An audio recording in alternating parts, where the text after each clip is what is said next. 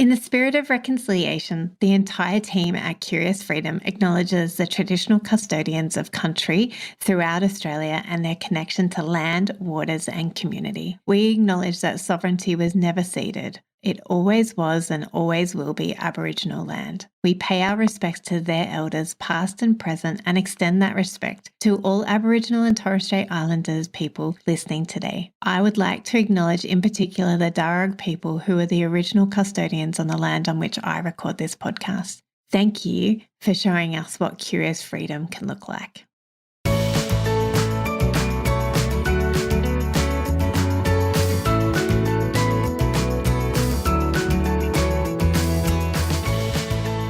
Hello and welcome to Curious Freedom Podcast with Kirsty and friends. And today I have Belinda back with me and we are talking and getting curious about routines. That might sound a bit boring for you. Maybe the word routines or habits turns you off.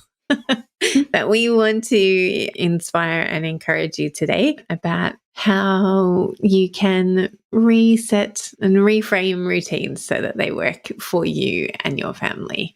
I've just been thinking about this word routines actually, Belinda. Mm-hmm. And on our new website, we've got a word that says practices. And that's around this systems and habits and routines. And I know that we're going to use that word today, but I just wanted to throw it out there that that's one of the words I was like, what's another word that people won't go with? Yeah. Some people love routines and some people find that it's a real burden to them. So we're going to be talking about all of that today. And so I'm really looking forward to having this chat, Bin. Yeah, me too. Yes, I came up with this idea because I've been working really hard with my 4-year-old to get a better routine in the morning because, as we all know, trying to get kids out of the house, or you may not personally know, but you may have heard that trying to get kids out of the house can be a little tricky. And she has been a little challenging. So we've been working on a routine in the morning to the point where we now have a very smooth morning and it's very nice and calm getting at least 2 of the 3 kids out of the house in the morning. So yeah, I thought, well, if I've had a little bit of success, it can always change. But at the moment, we've got some success happening. So I thought it might be helpful to just throw it out there and say, okay, well, what are routines and why do we have them? And give some examples of what they look like or could look like. And then what happens if your routine actually isn't working and what to do about that, the positive impacts of the flow-on effect of following a routine, and then give you guys some tips on how to either create a routine or make sure you're maintaining the one that you currently have. So I looked up in the dictionary, via Google, what actually is a routine. The definition, a routine is the usual steps of things that you do at a particular time. A routine is also the practice of regularly doing things in a fixed order. So there's that word practice in there, which is cool. So yeah, that's what routine means. Okay, so a bit of brainstorming that I did around the word routine and what do they actually do. They help us get stuff done, help us get places on time, and help us to be calm and ready to tackle our day. They can help us with our stress levels by providing us with some predictability and familiarity. Routines also really help kids grow in their independence and responsibility. And routines also make sure we aren't living in chaos as they provide some order and structure for our days. I love it. I know that you've been having some really cool conversations with your family around routines. Yeah. So what was your most challenging routine child say to all of this? Yes. So I decided to ask my 12-year-old if she had some thoughts. We were driving somewhere the other day in the car and I just said, hey, do you have some thoughts about routine? Because for her, she has started high school this year. She's in year 7. So a lot of things have changed. She's now fully in charge of getting herself ready, like all of the steps, lunches, getting herself to the bus, all of that. So for her, her morning routine has shifted quite a lot. She needs to get up a lot earlier. So she had some pretty cool thoughts about routine. So at least I know some things are going in there. We just haven't quite seen that out working fully yet. So she's still growing and learning. But these are some of her thoughts. She said, routines help you establish habits and help you be productive. If you feel lost, your routine can give you the guidance that you need. Always knowing the next steps and you are in control. It can be tricky to adjust to a new routine, but once you do, you'll feel better. Your internal world is calmer when following a routine. Well, that's her own sort of reflection. Yeah. Help you look forward to the day because you know what's happening. Helps with the fear of the unknown. And also helps with transitions. So maybe transitioning to high school like she has, or to a new school, or from one activity to the next throughout the day. They help making going through that transition a little smoother and easier. So I thought that was some pretty good thoughts. So tell me about some of the routines that you have been in your home. Yeah. For yourself. For myself. I'm interesting with routines because I know it says doing things in a set order at a set time. I kind of have, it's like with a to-do list. I write down all the things that need to happen, and then I also like giving myself a bit of freedom. So I'll just like pick from the list, which I'm going to do first. And the timing might change, but the general sort of structure is similar. So I'm not locking myself into, I have to get up at this time, I have to do this at this time. There's sometimes where it needs to be like that. But in the mornings, part of my morning routine is I get up and get myself ready first before I get anyone else ready, because if I get stuck helping people with unexpected things, then I'm not ready and things go not as we would want. So that's kind of part of my morning routine. It's a little bit loose, but it's helpful. And then I guess more specifically with the kids, as I said before, we've been working really hard with my 4-year-old. She is now amazing at getting ready in the mornings. We decided to do something I did with the kids when they were, the older kids when they were little. And I printed off a little routine, and it has all the steps that she needs to tick off in the morning to make sure she's ready for the day. So we printed that off. It doesn't need to be fancy or clever. Stuck it on a piece of cardboard and contacted it so she can actually use it as like a reusable whiteboard. Because we started out, she got me drawing pictures of the steps. I don't draw. I'm very, very not good at drawing. So every morning she'd wipe off her little whiteboard and get me to redraw the steps, and that just wasn't working for me. That was creating a bit of stress. So I did a morning one, and then my eldest daughter did one for her for the evening. So she's got front and back of this piece of cardboard, contacted. She goes through her little steps, and now all I have to say in the morning is, hey, where are you up to? What are you doing? So she doesn't have to do her steps in order. She generally does do them in the same order. That's just how she rolls. But this morning I was like, oh, where's your routine? Where's your little board so you can tick everything off? And she's like, oh, I don't need it. I've got this. She's like, oh, I'm going to do this now. And she is ready so much quicker. We can leave the house so much easier. Like, you can't understand the amazing impact just by working with her, getting her to understand what it looks like to leave the house. What are the steps to get them done? It is amazing. Like, if a 4-year-old can do it, anyone can do it. Yes. So, yeah, that's a little bit about, night times are another thing. We've got a routine for nighttime, and we're working really hard with that. Night time's always trickier because everyone's very tired at the end of the day, and it's often solo, either myself or my husband, just one of us at nighttime. So, but we're getting there too, which is helpful. Yeah. I was thinking about you this morning actually, and going, oh, you're in, for me, a really unique situation, but it's not unique to other families. But you have quite significant gaps between your children. Yeah. You've got 4 years between your each. 12, 8 and 4. Yeah. Yeah. And so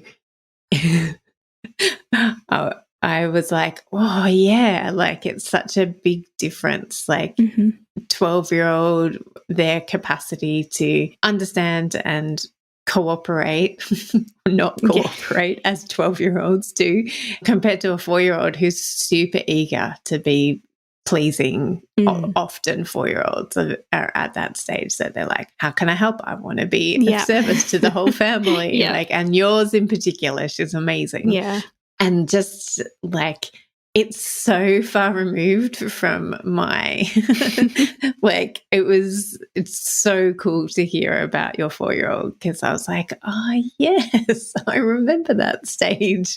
And it's so far removed from what I'm going through at the moment. But just also thinking about, okay, so what does routine look like in the Frida house? We do have routines in the morning as well. My husband loves making and serving the children by making their lunches every morning. I would love for the kids to be making their own lunches, but that's his love language to them, so I'm not going to fight it. And we have routines at night, but it was interesting that even Amelie said to me the other day, she's like, Mum, you and Dad just always tell me what to do and when to do it, and I would much prefer it if you gave me a list and I can just do it when I want to and in my timing. And I was like, thank you so much for that feedback, babe. Like, we can work on that. Because she's like, I just hate it when I'm sitting and watching YouTube and you both barking things at me, like, do this. And then I sit down to watch YouTube again and then you tell me to do something else. She's like, I'd just rather a list that I could just follow. Wow. And I was like, great. Yeah. Thank you. We can work on that. Let's do that. So, yeah. That's awesome. But also just for me and just thinking about, okay, what does routines look like for me during the week? Like that covers so much of our family dynamics. Like, do we have set routines for things? Do we wash clothes every day? Do we not? Do we wash towels every week? Do we not? Do we wash sheets every week? Do we not? Do we wash the floors? Do we not? Do we clean the toilets? Do we not? Like, you know, and yes, we do all of them, maybe not weekly, but like, what does that look like? And how do we make it work for us as well? Not just, you know, we're not here just to serve our house and to serve each other. Like, how do we make routines that don't aggravate us and put more pressure on us? Even if you are like me, dear curious one, and you're like, is it really Groundhog Day again? Like, why isn't there a fairy that can just come in and make all of this happen for me? Like, can somebody just put me to bed every night, please? Why do I have to think about, do I need enough sleep? Am I going to get enough sleep if I go to bed now? Or can I binge another show? So I love that you've come up with all these reasons why your 12-year-old came up with why it's good to have routines. Yeah. And I will say I just remembered she has actually, I suggested to her she create a list. So Leah's got a list in her phone now of everything she has to do in the morning. And I'm sure some listeners can relate. I was like, what are you up to? What's your next step? And she's like, I don't know. Just in that overwhelm of may have overslept or something unexpected happen. And then you've lost a little bit of time and going, oh, but I actually don't know what to do. So I said, well, write it down. Then that's actually taking care of some of that mental load of it because you've got the list, and like refer back to the list. Where are you up to? What have you got to do next? What can you skip if you're short of time? Like that, being able to tailor it. So yeah, so she has actually done that, which is excellent. And it allows me to step back as well because she is 12 now and she's very capable. So allowing her to be able to feel the uncomfortableness of maybe forgetting a few things or having to tweak things. So, yeah. Yeah. And I think it's really good for us all to figure out what works for us. Yes. Like, you know, and how do we stop the mental load of things that we don't need to carry? Like, what is it in our life that we just don't even need to carry? Like, you know, is there things on your to-do list that you don't even need to do? Is there routines that actually you don't even need to do? Like, here's sharing you. One of my bugbears in my family is that Emily has a loft bed. You can't even see whether her bed is made or not. And some other adult in my house really loves the kids' beds to be made. And both the kids are like, why? We don't care if our beds are made or not. And I'm like, cool, neither do I, babes. Like, I don't care. Like, I want you to learn how to make a bed, but I don't care if it's made every day or not. Like, you do you. Somebody else in our house really likes it being made. So if it was up to me and I could control everything, which it's not, and I don't want to, I would be saying to Simon, just let go of the expectation of beds made. Like, because he cracks it and then he cracks it and then he gets really frustrated that he has to do it. I'm like, It's not on you, but it is on him because he's the one who wants them made. So it is on him. Anyway, that's just behind the scenes at the Ferrugia house. But what is it that you don't even need to put on your list? And then also, how can you help yourself? Like, do you need to make a list? Do you need to have it printed out? Do you need it in your phone? Are you a visual person? Do you need things visually, like up on your fridge or up on a whiteboard or somewhere so that you can come back and easily know what it is that is your next step? Do you want it to be flexible? Yeah. Or do you want it to be ordered? Like, do you have to eat breakfast before you brush your teeth? Do you know? Look, it's generally helpful to do that, but yes, but it doesn't matter. My point being that, yes, it makes sense. Some things need to go before other things. Yeah. And other things can be, it doesn't matter if you pack your bag before you brush your teeth. It doesn't matter. Unless it is that you haven't made your lunch and then it's pointless to pack your bag. You get what I mean, curious ones. So I love all the reasons that you and Leah have come up with why we would have some routines. Yeah.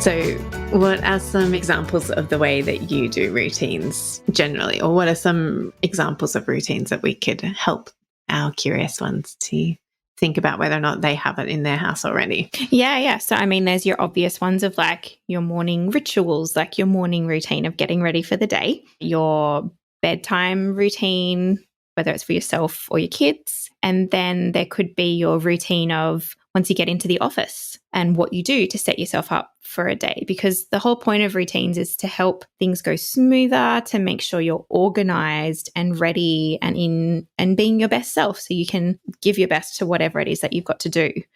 So there's no point following a routine if it's going to actually add more stress and chaos to your life.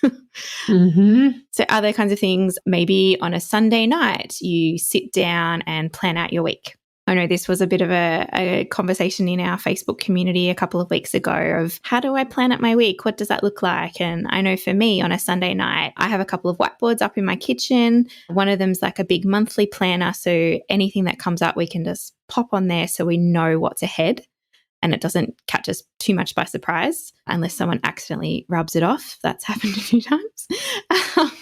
Fun when living with other people, isn't it? So my phone is where I keep everything on a calendar in just the calendar app that comes with an iPhone. And then we have a weekly routine. So I transfer all of that every Sunday night. That being said, I just realized I didn't do it last night. So I need to do that today. But I transfer all of that onto the board for the week. So everyone is across what it looks like. They're usually hounding me if I haven't done it. So they've got into the routine of then checking it every Sunday night or in the morning. So that's something we do just to make sure we're organised and across things for the week. It can also be as simple as getting into the routine or habit, could always say that, of checking your fridge before you go grocery shopping. You know, all those kinds of little things that you can do really, really help. Other things like just looking at your schedule. Maybe you've got different days where you've got different stuff on. I know for us, Wednesdays is a big day where we've got dancing after school. So that requires a bit of tweaking to our regular routine. So Wednesdays look a bit different and we just move things around to make it work for us. Because if I was trying to stick to what we normally do, it just would not work on that afternoon and it would just become very stressful and very chaotic and everyone would end up in a really not fun place. So yeah, that's just something to keep in mind of giving yourself that freedom and flexibility to have routines where you need them. Don't put them in if you don't need them just for the sake of having a routine. But yeah, they're kind of the ones I could think of anyway. Yeah, and I love like on the back of talking about habit stacking, like what's a habit that you can have that becomes routine for you? Yeah. So, you know, is it checking the fridge before you go shopping? Is it making sure that you've got everything in place for the week ahead? Is it checking in with people, everybody else that you live with, like who's coming and going, how many people are coming for dinner tonight, especially as kids get older and friends are coming over and boyfriends and girlfriends, and then kids aren't home because they're, you know, going to their boyfriends or girlfriends and so on and so forth. Like, how do you create routines in your habits, and how do we also be flexible as well and not be like so regimented that, you know, we can't have somebody over, you know, the boyfriend can't just hang around after school or, you know, whatever, because you're messing up my routine. I haven't organized. I don't have enough bolognese to serve you tonight. Yeah. And I guess that's a trap we can fall into, isn't it? Being so, I guess, in a sense, religious with a routine, that it becomes this like concrete fixture that's immovable and very inflexible. And that's not serving you at all, because that's adding stress and creating potential chaos. And the whole point is to be more organized and to give you a greater capacity to deal with unexpected things, because you've got these structures in place. Like sometimes at the end of the day, I'm so tired that the bedtime routine, because we've got it laid out and we actually know what the steps are, it's like it's thinking for me. I just have to follow the list, so that if I am like, I'm so done, someone take my children from me, like in that place, or whatever it is, whatever your life looks like at the moment, having that routine can actually get you through when you're just feeling like you're so done. So that's where I guess, just having habits, creating that habit of whatever it is you need to do. Yeah, I love it. I've been thinking about Emily as well today and in this conversation, and how she's very, you know, she's on the spectrum. So routines are really important for her, and she does not like it when something is out of place, or sometimes, other times she's fine with it. Everybody's unique and has their own beauty that they bring to the world. So like I was thinking about like what Leah said, that knowing your next steps helps you to feel in control. And Emily really likes, like, you know, when we're doing anything, she really wants to know what time we're leaving. Like she wants to know all of the steps. And that is really challenging for me as a parent.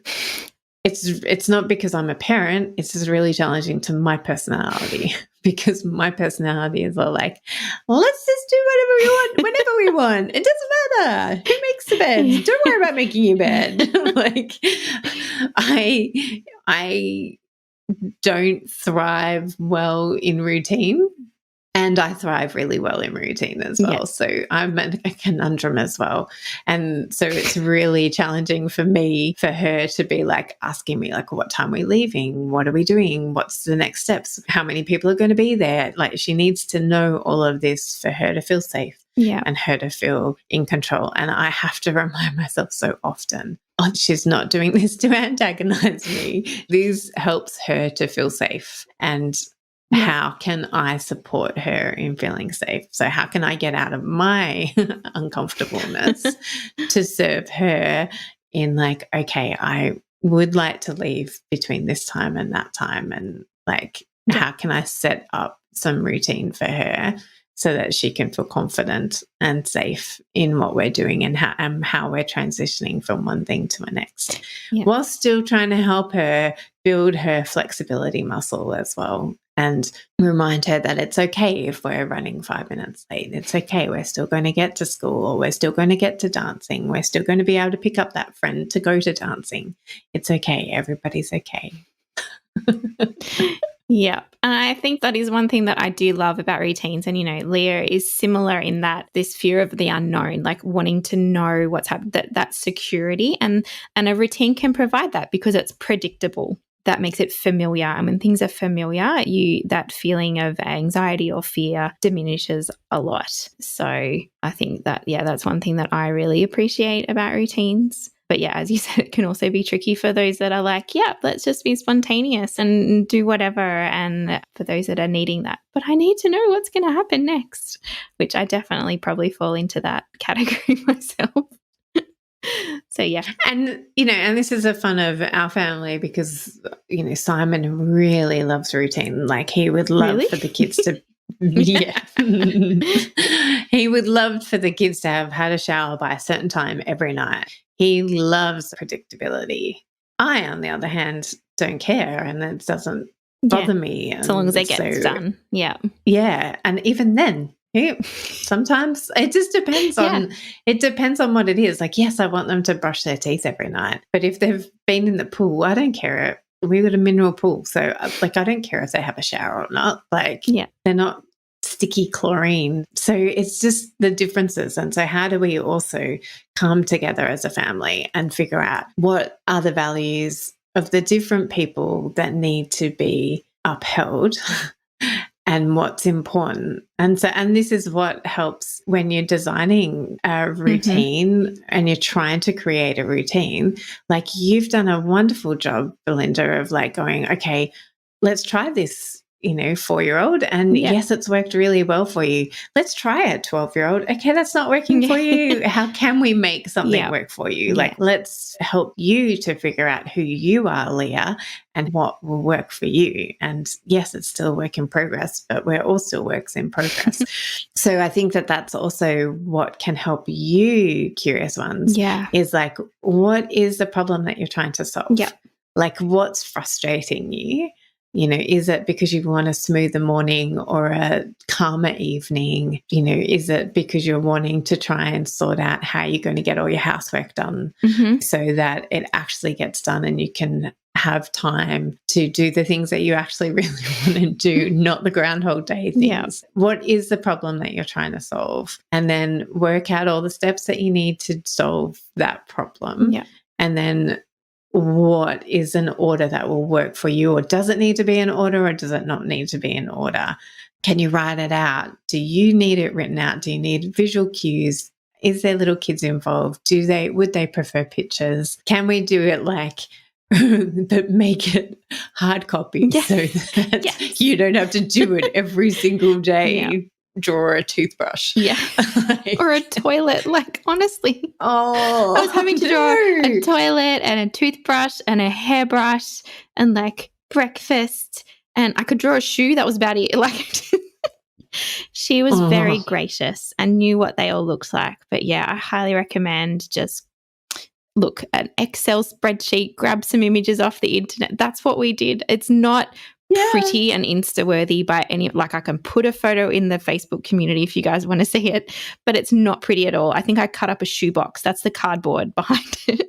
We whacked one on the front. My eldest daughter, Leah, put one on the back for her nighttime routine, and we contacted the whole thing. So, it can be very practical.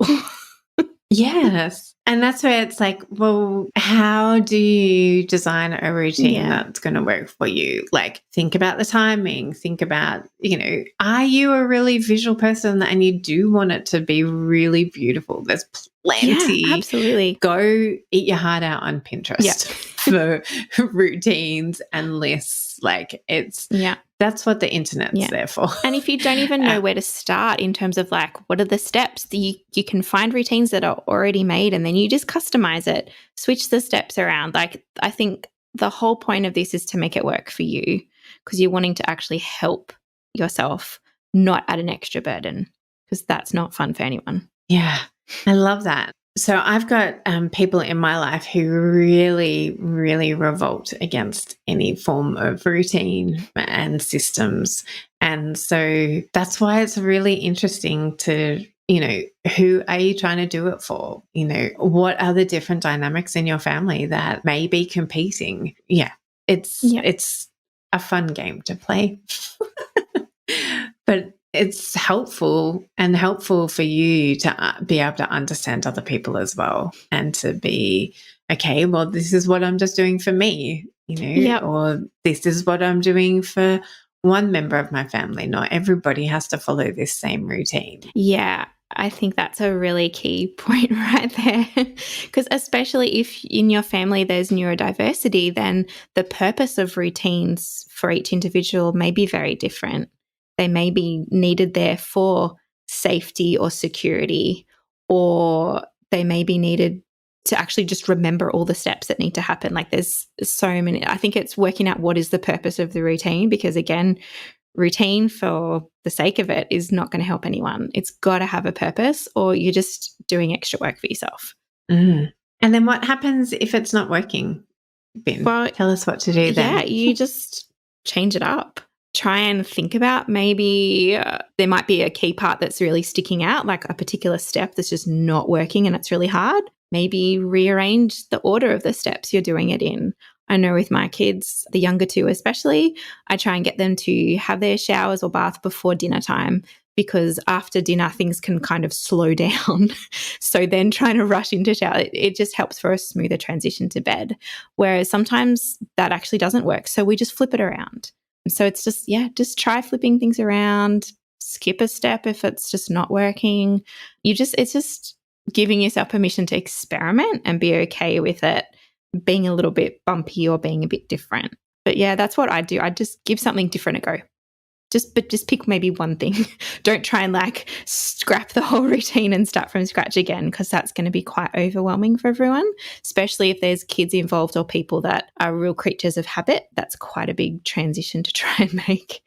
So yeah, just try something different. Yeah, and I think one of the things that we always say is try and stick with it, because sometimes what makes it clunky is that it is new. Yes. And you're not used to it. Definitely. And so, like it may be, okay, our new routine is to make sure the benches are clear every night. Yeah. Like, oh, I'm not leaving my desk until everything's put away and I've set it up for success for the morning. Or it could be, okay, I'm going to bring my handbag in and put it away straight away every day, rather than it just dumping it on the floor or the bench.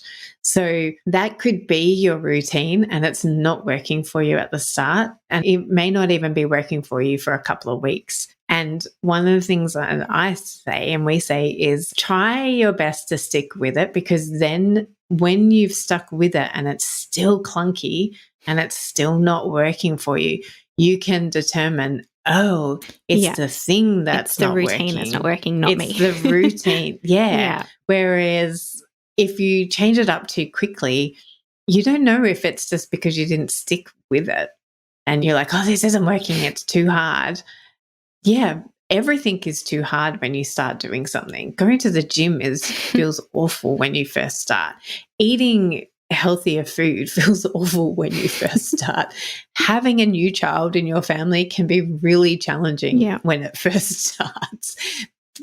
Most things can be really challenging at the start. And so sticking with it helps you to determine whether or not it's the thing that's the problem, or if it's your mindset and your ways of doing things. So that's my ending piece of advice for today. I will leave it there. We've got plenty. We talk about that in loads of episodes. Go back and listen to them all. Well, 350 odd.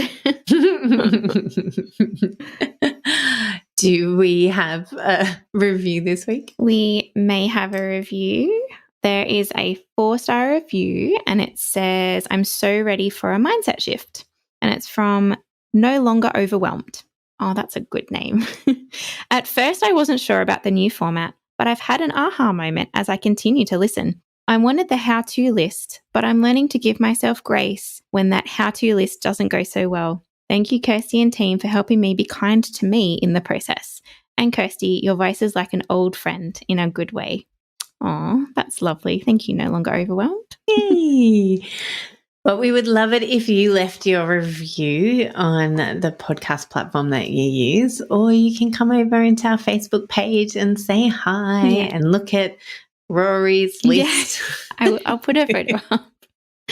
Oh, and cool. Spotify, you can now actually leave reviews instead of just clicking the stars. So that's really cool as well. So if you listen to us on Spotify, you can leave us a review now. Yay! Well, we can't wait to be back in your ears again next week. So stay curious and we will see you then. All right. See ya. Bye.